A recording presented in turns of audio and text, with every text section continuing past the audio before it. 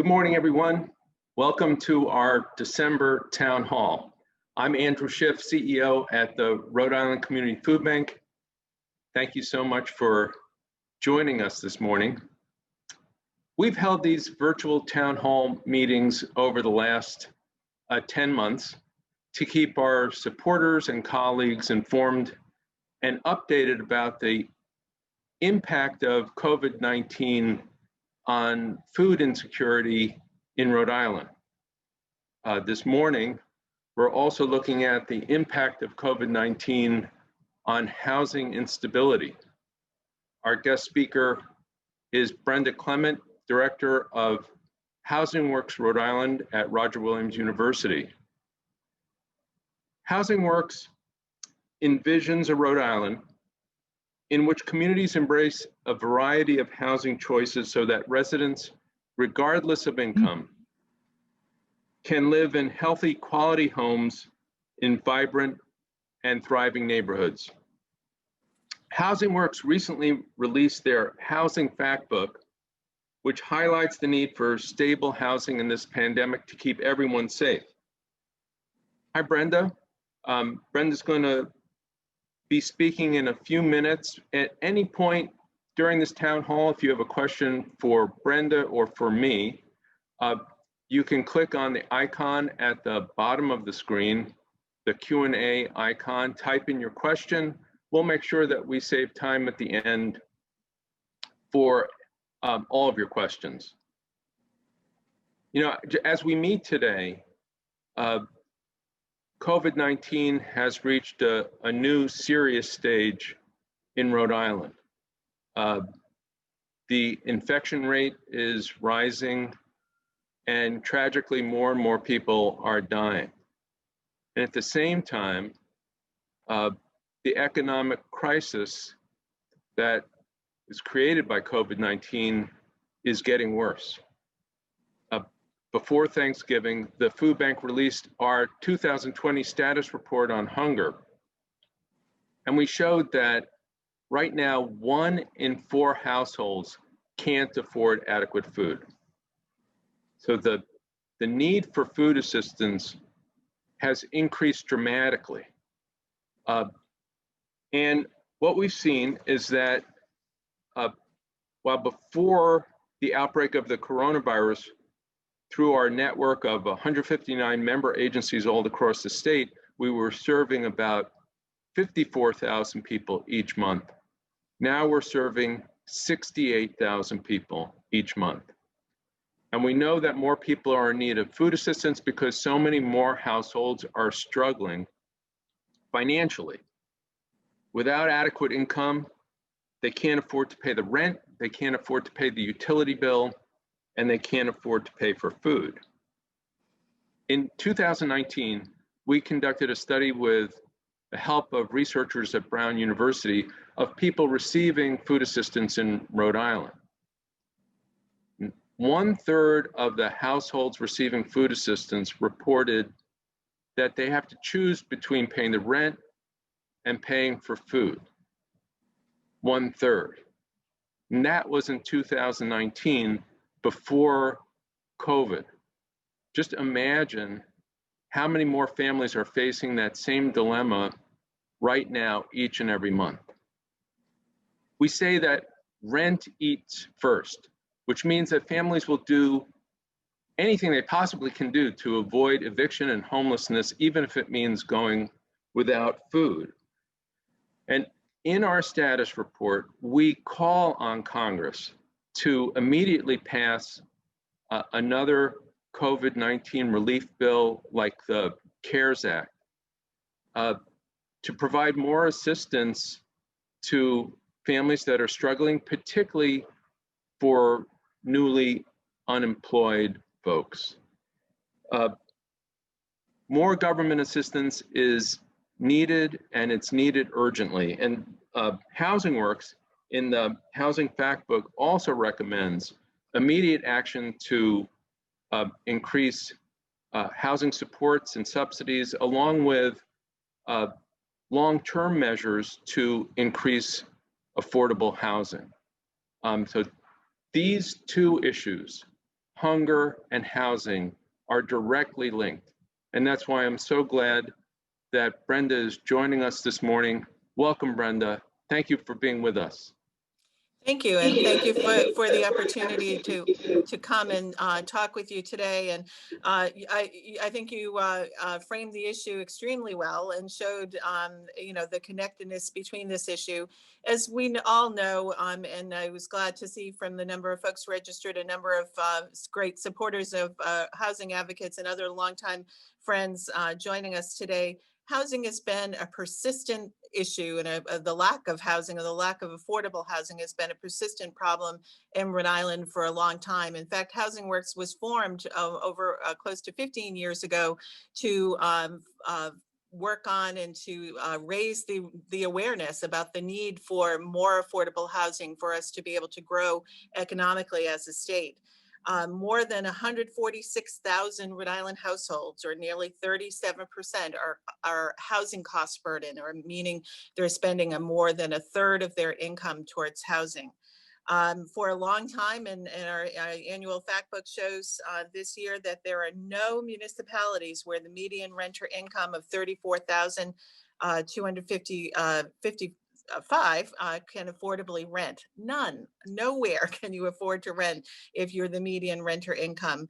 And there is only one municipality where the median household income of $63,296 where you could affordably buy.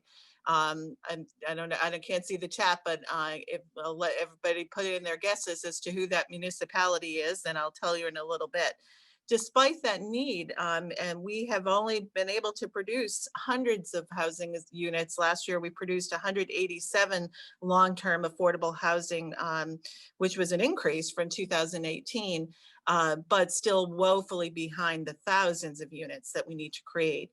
We've released reports before that show that not only do we need to increase the supply of affordable housing, we need to increase our housing stock supply overall. Since really the early 80s, we just have not been producing housing at a sufficient rate in order to meet the demands of the market and to allow for economic growth. Housing advocates like me say all the time that the path to economic opportunity begins at your front door, and nothing works right in your life, I think you'll agree with me, if you don't have that safe and decent place to get up from every day and to go to every night. The other facts in our fact book this year, again, nothing new, but I think the COVID, our public health crisis that we're currently in, and the economic crisis brought on as a result of it, has shown a spotlight again on the great disparities that exist in our state around housing.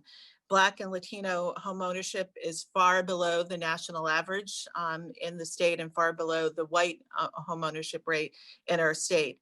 Black and Latino homeowners also, even if they are already a homeowner, experience the highest rate of owner cost burden in our state compared to whites as well. Black and Latinos experience homelessness at disproportionate rates to their overall population in Rhode Island. And many individuals, 26% of Latino households live in overcrowding conditions, even though they make up only about 15% of total households statewide. And certainly at a time of the pandemic, when we're encouraging people to stay home and to isolate if they're ill, doing that in overcrowded and often unhealthy housing is a huge issue. So we've got our work cut out for us. And we have had for a long time, and housing advocates have been advocating for a long time for a dedicated funding stream in our state budget for housing. We're one of the few states in the Northeast that does not have one. Our per capita investment in Rhode Island is well below our New England colleagues. Massachusetts and Connecticut, for instance, do about 100 million per capita in Massachusetts, and about 80 plus million per capita in Connecticut. And in Rhode Island, even if we include the housing bond, we're at well below that. So we've got a need for investment. We know that investing in housing makes sense, and that we need it to grow economically. We need it to to improve health outcomes for individuals. Again, all of the discussions the last several years around social determinants of health, at every single table I go to, housing is one of the primary reasons why social determinant or health issues are widespread in many groups and many neighborhoods and communities. So we were saying it before COVID, but it's certainly true now. Your zip code matters. Where you live has a huge impact on your quality of life and your ability to thrive. And so making sure that everyone has that safe and decent place to lay their head every night is a critical need and a critical goal. And as you said, so tightly connected to all of the issues that you and your colleagues work on as well. That's a lot, I know, and I'm always happy to talk more about this topic, but maybe I'll stop and see if there's any questions or comments that you have. Well, Brenda, I was wondering if you could talk a little bit about evictions and what's happened around the moratorium on evictions and the concerns of going forward. Sure. So again, prior to COVID, we were working with our colleagues at Rhode Island Legal Services and the Center for Justice and other housing colleagues on an eviction defense project. Right now, over almost 100% of landlords are represented by legal counsel in eviction court, which in Rhode Island is district court. And about that same percentage of tenants are not represented by legal counsel. And so you can imagine the disparities that exist in that system even prior to COVID. Rhode Island has never had an official moratorium in place since this started around evictions and defense, evictions and foreclosures. We had essentially a de facto moratorium when the courts were closed in the early part of the pandemic. When the CARES Act passed on the federal level, there was a partial moratorium in place that impacted about a third or a quarter of properties were covered in Rhode Island by that moratorium as well too. Again, we saw a willingness, at least at that time with the courts, to kind of work with clients and individuals. It really wasn't until September when the Federal Center for Disease Control put a moratorium in place that applied more universally. The only thing was that tenants need to know about that and need to actually file the declaration when they go into court as a defense. And so we've been spending a lot of time with our other housing colleagues and others to make sure that that people were aware of that. So our concern now, obviously, is that that moratorium expires December 31st. And at least right now, the current leadership at the Center for Disease Control has not indicated that they will be willing to extend that. Obviously, we've been advocating very strongly. Our congressional delegation, as I think everyone on this call knows, are just wonderful on these issues and have been pushing hard to address these concerns as well too. But we're worried, and we know with a new incoming administration that there's a lot more concern and interest on this topic, but we're very concerned that there will be a gap when that moratorium can expire and when evictions can start to be filed and heard by the court as well too. So we're very concerned about that. We're also concerned about the growing likelihood of foreclosures in our state. Many individuals, many multifamily property owners in our state are small mom and pop organizations. In other states, rental market tends to be much more corporately owned. That's not true in Rhode Island. And so we're very concerned that many of those individuals are in the same boat as many of their tenants are, and particularly if they do not and have not been getting rent. Most renters, again, buoyed by the support from CARES Act with this one-time stimulus payment early in the pandemic and the increased unemployment benefits, we've seen most people be able to stay current on their rent, but there's still a growing number of individuals who are getting behind, and 1 in 6 renters are not caught up on rent currently, and Black renters and Hispanic renters in our state have that highest risk and that highest burden. So again, as you know, not only will the CDC moratorium expire, but also unemployment benefits and other things, and so we're just very concerned about what this winter is going to bring as well. As you know, we do have kind of essentially a moratorium on utility payments, but nobody's been forgiving that back debt. And so come the spring, there's going to be a big debt owed potentially unless we do a workout plan. So just like back rent, back utility payments are going to be a big issue. So housing instability is likely to rise, unfortunately, even if we, get with the new administration a moratorium in place pretty quickly. Thank you. I mean, that's so worrisome. Before the town hall this morning, you and I were talking about what we heard up at the State House last night and what the budget is looking like for the current fiscal year. Can you talk a little bit about that? Sure. Yes, some good news. House Finance passed a budget, kind of the skinny budget, essentially not any substantial changes, but they did include the bonds in this budget, which we're very pleased, and a housing bond of 65 million. We thank the governor for increasing that amount. In her original bond budget, it was 25 million, so a pretty big, substantial increase in the proposed bond. And now that, while that's great news, and obviously it still has to go through approval process at the General Assembly, but we're optimistic that that will happen next week, over the next couple of weeks rather, remember, bonds still have to go out for voter approval in Rhode Island, and that's a big bond. We've never had that big of a bond before. It will be done probably in March or so in a special election that will probably be virtual, or at least mail-in ballots and other things. So it will be a very interesting way for us to try to get the need and the message out. And then while all of that is great and wonderful, and we obviously want those resources, it doesn't mean that we will have dollars to put into projects until the summer, at a best case scenario of next year. So while that's a long-term plan, we still need to be working on short-term plans, like putting a moratorium in place. We're asking the governor to put in a moratorium that gets us through this transition period at the federal level, so that we can make sure that people are safe in their home, not only and then also in working closely with our federal legislation to get as much rental assistance and foreclosure prevention assistance out to small multifamily property owners as soon as possible. And so for our friends who are in the audience today who have joined us for this town hall, what are the 2 or 3 things that they can do to help and add to your advocacy? So thank you, and always happy to ask for assistance and for help. So I think that, again, trying to pushing and continuing to push on the need for extension of the moratorium, either at the federal level.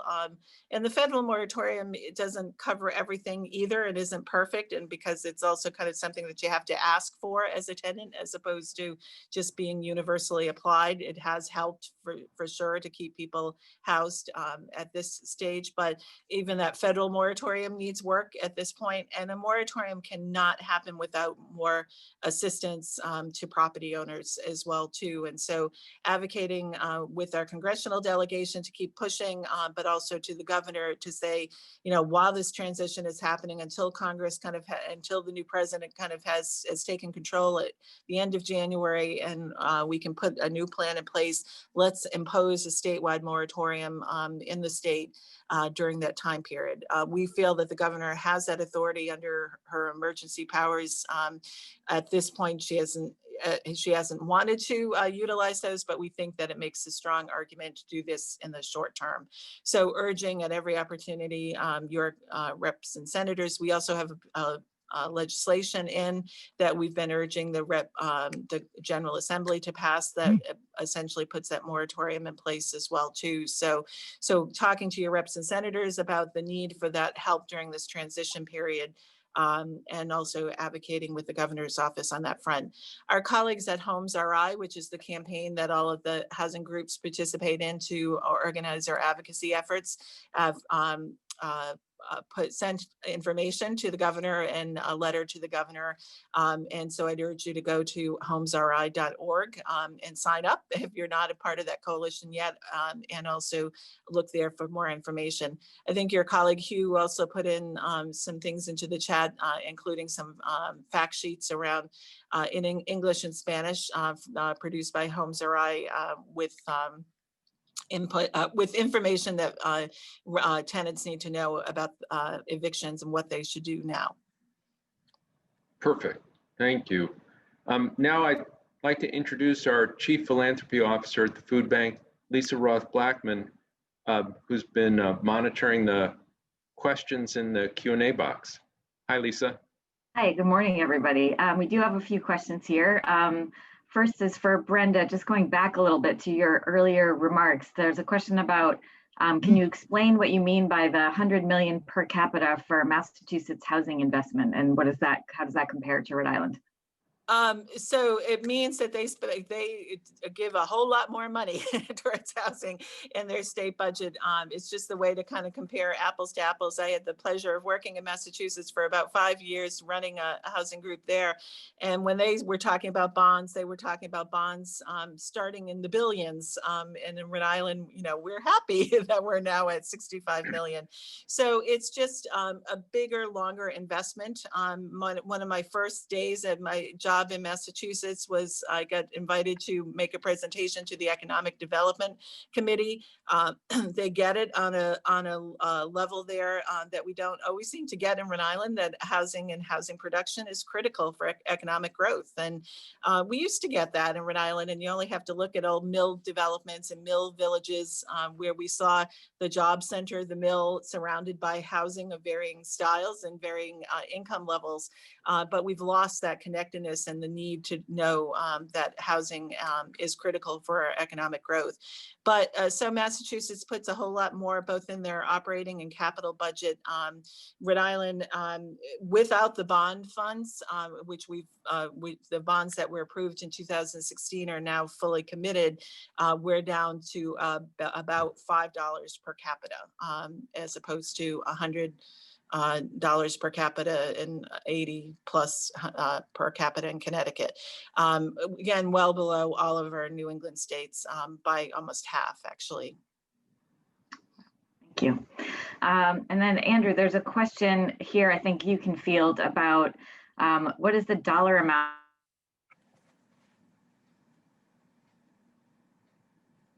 household with food? And I know we have some stats both about SNAP, you know, what people are lacking to actually make it every month. You stalled there for a second, Lisa. If you can repeat that question. Sure, yeah, everybody froze there for a second. Can you hear me now? Yes. Yeah.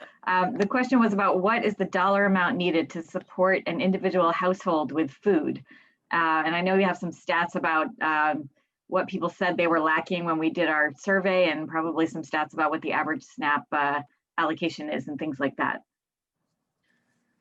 Yeah, obviously it depends a lot on the size of the household, and the way that SNAP, the Supplemental Nutrition Assistance Program benefits work, is there a supplement, so that the calculation takes into account the family's earned income, and then the additional SNAP benefits help that family to be able to fill the gap. And right now, families are getting the maximum amount of SNAP benefit allowed. And even with that, and we've certainly seen this in the past, even with that amount, families are still falling short. Most of the surveys that are done say that families are falling short by about $40 a week per family member. But we were really excited when we heard that the Department of Human Services, just for this month, December, is increasing SNAP benefits for families with children by $600. They're going to get an additional $600 through SNAP benefits this month in December, which really is very, very close to what folks need to fill that gap to be able to afford adequate food and not have to rely on food pantries and meal sites for help. Great. And Andrew, there's a question about, how is the food bank doing in terms of food supply? And I know that's been shifting and changing. Maybe you can just speak to that for a moment. Sure. Generally, we plan each year to distribute about 12 million pounds of food, 1 million pounds of food a month. But we're going much beyond that this year because of the significant increased need. And we want to make sure that all the food pantries across Rhode Island are stocked with food, particularly this winter. So we're increasing our distribution to closer to 15 million pounds for this year. And in a normal year, about a third of the food that comes into the food bank would be donated food from supermarkets and the food industry. About a third is USDA food from the federal government, and about a third we purchase. But food donations are way down, about half of normally what we would expect. And we've learned from the government that the USDA food is about to be cut back too. So we have to make up for that gap and keep up with really high need by purchasing a lot more food, truckloads of food every day. And that's where the bottleneck happens often, and the supply chain is tough these days. It's hard to make sure that we're getting the food that we need, but we are every single day monitoring that and trying to make sure that the food keeps arriving here so we can get it out and to the food pantries across the state as quickly as possible. Great, thank you.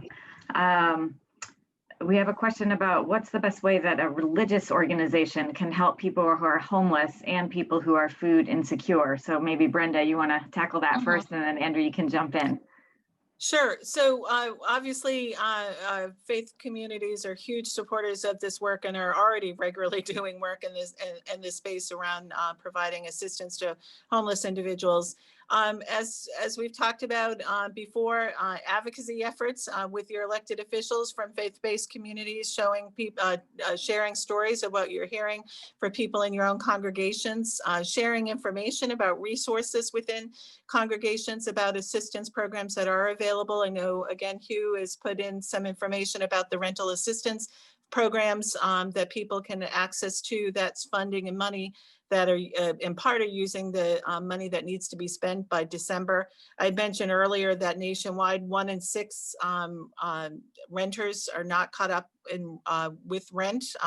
And this was from rental data collected from October through November. In Rhode Island, that number translates to about 44,000 or 17% of renters are behind. And so those individuals, if they have not yet already contacted some of the assistance programs that United Way and Crossroads are running, they should do so ASAP so that we can get them into the loop and direct some of those resources.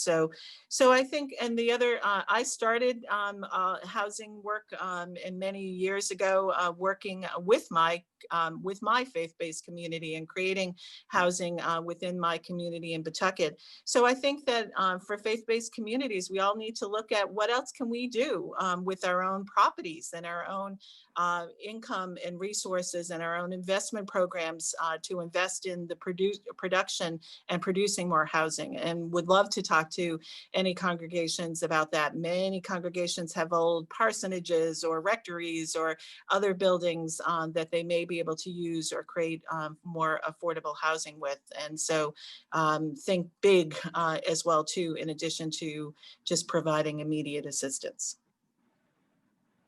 I approach this sort of from the bottom up, starting with the grassroots level. I think that it's important to know that many of the food pantry and meal sites across Rhode Island are sponsored by congregations.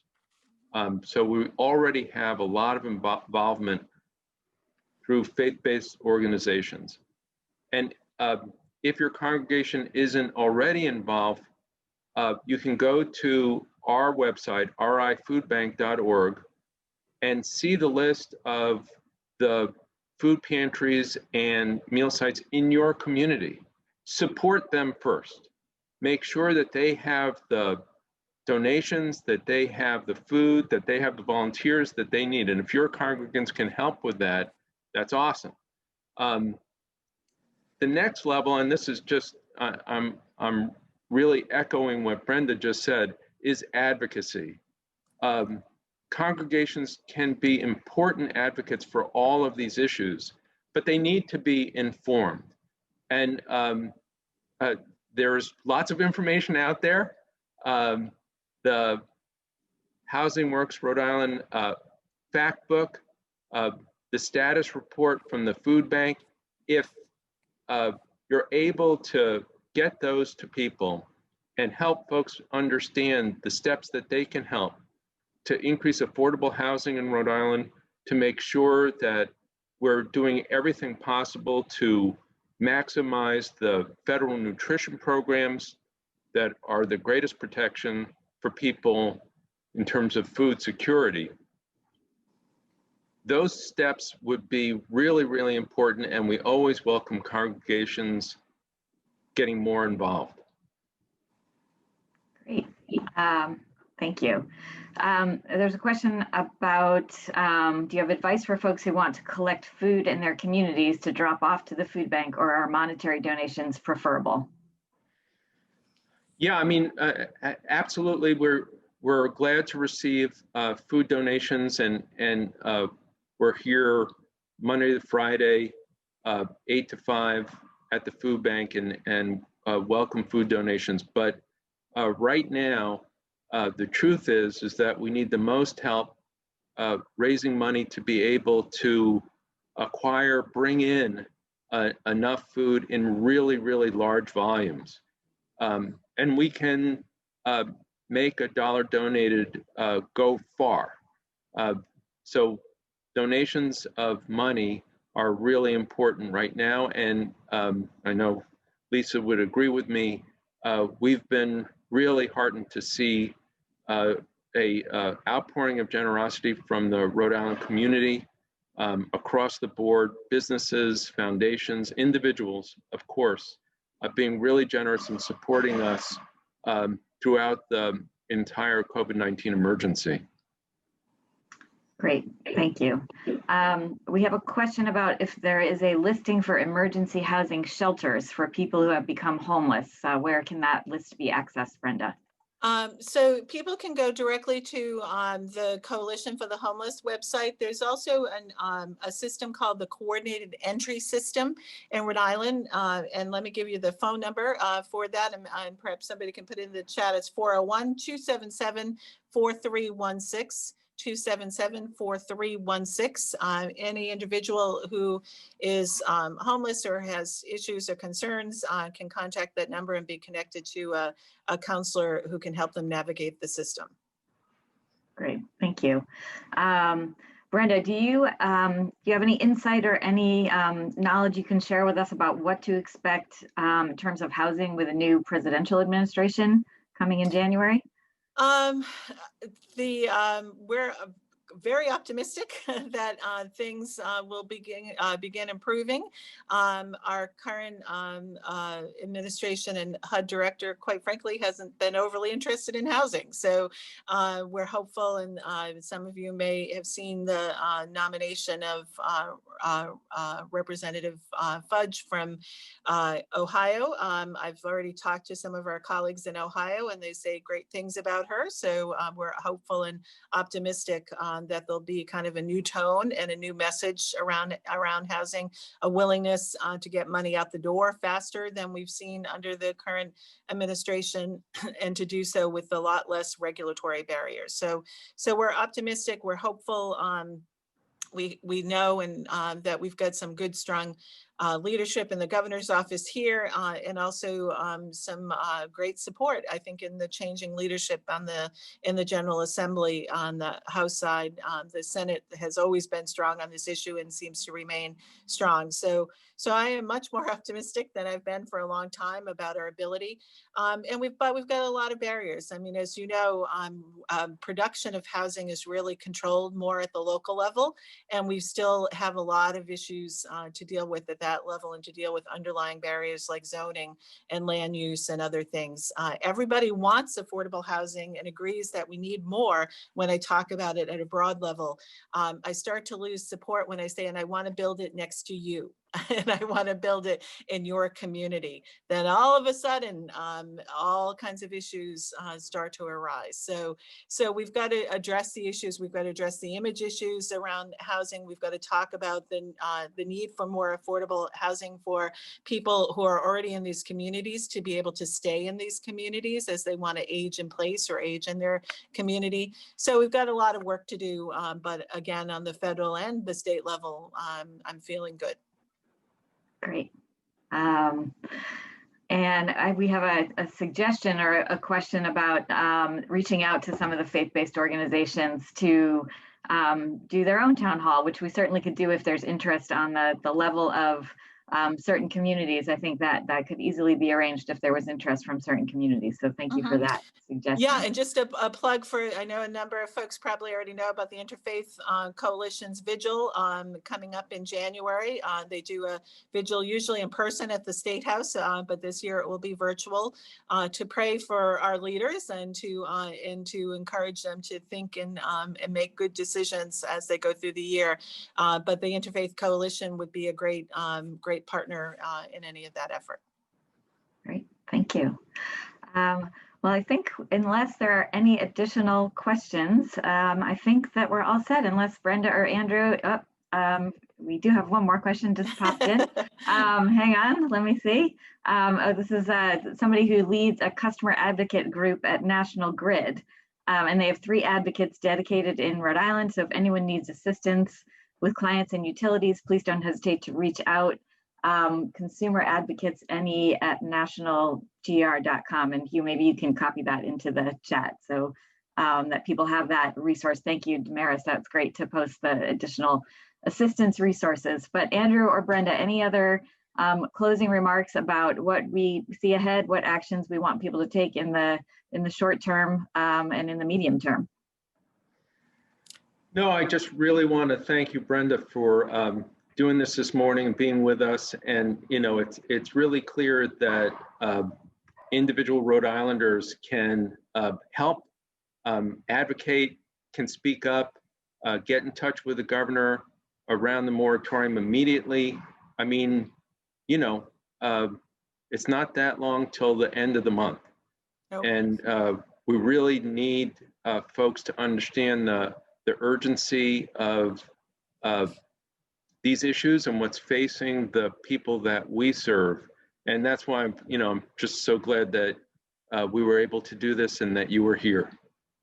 Yes, again, I appreciate the opportunity, and I very much appreciate the info that we just talked about utilities, because as I said, I think particularly as we hit winter, and a potential of evicting or people having lots more housing insecurity. If we have a cold winter, we already knew even before the pandemic that people often have to make choices around paying the heating bill and paying rent and food and so forth. And so again, that was always an issue even prior to COVID. The other thing that I hope that obviously we need to deal with issues both short-term and long-term, but I really hope that we do not lose the 2020 has really sharpened our vision, if you will, on the racial disparity issues. And this has always been a major issue. And part of the reason why many people do not want more affordable housing is because of the image issue of who needs it and what it looks like in their communities. And a lot of that is an undercurrent of racism and classism. And so trying to not let those issues get lost, and that we finally start to address those disparities would be the hope for me as we get through the end of this year. Great. Well, thank you. And I think we are all set. And I again want to thank Andrew, thank Brenda, and thank you all for joining us to learn more about this issue this morning. Take care. Take care. Take care.